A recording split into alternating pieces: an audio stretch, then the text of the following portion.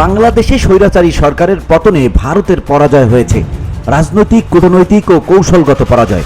ভারতের পরাজয় মেনে নিতে পারবে না, এটা স্বীকার করার সাহস তাদের নেই, বলেছেন ট্রান্সপারেন্সি ইন্টারন্যাশনাল বাংলাদেশের নির্বাহী পরিচালক ডক্টর ইফতেখারুজ্জামান।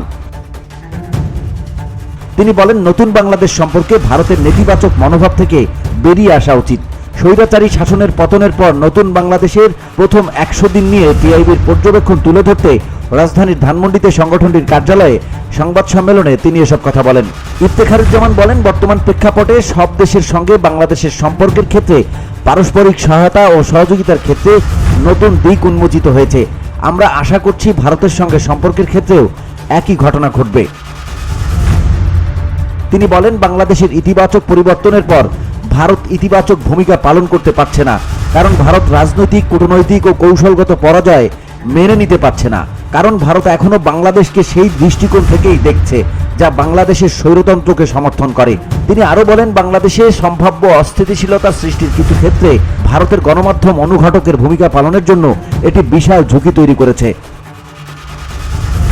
টিআইবির নির্বাহী পরিচালক বলেন, অনেকের ধারণা ছিল ভারতের রাজনৈতিক অঙ্গন, জনগণ ও গণমাধ্যমে উদার চিন্তার প্রচার হয়। আমরা মনে করি ভারত বদলে গেছে। তিনি বলেন, ভারতীয় গণমাধ্যম বাংলাদেশকে যেভাবে তুলে ধরছে তা অত্যন্ত ঝুঁকিপূর্ণ এবং অবশ্যই বাংলাদেশের জন্য বিরক্তির কারণ।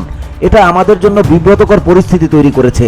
তবে আমরা এটাও মনে করি যে এটি ভারতের জন্য অত্যন্ত বিব্রতকর এবং লজ্জাজনক, তাই ভারতকে এ পথ থেকে সরে আসতে হবে।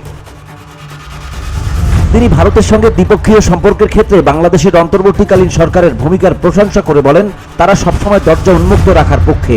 আমরা সবসময় দরজা উন্মুক্ত রাখার কথা বলি। ভারত আমাদের সবচেয়ে বড় প্রতিবেশী। আমরা ভারতের সঙ্গে ইতিবাচক সম্পর্ক বজায় রাখতে চাই। এক্ষেত্রে ভারতের ভূমিকা সবচেয়ে গুরুত্বপূর্ণ। বাংলাদেশের ক্রান্তিকালে ঝুঁকি রয়েছে উল্লেখ করে টিআইবির নির্বাহী পরিচালক বলেন, ভারতের ভূমিকা ইতিবাচক এবং প্রতিটি ক্ষেত্রে খুবই নেতিবাচক হতে পারে। তিনি বলেন, এই ঝুঁকির কথা মাথায় রাখতে হবে। এর আগে অনুষ্ঠানে স্বৈরশাসনের পতনের পর প্রথম 100 দিনে নতুন বাংলাদেশ পর্যবেক্ষণ শীর্ষক এক গবেষণা প্রতিবেদন উপস্থাপন করেন টিআইবির senior research fellow Shahzada M আকরাম।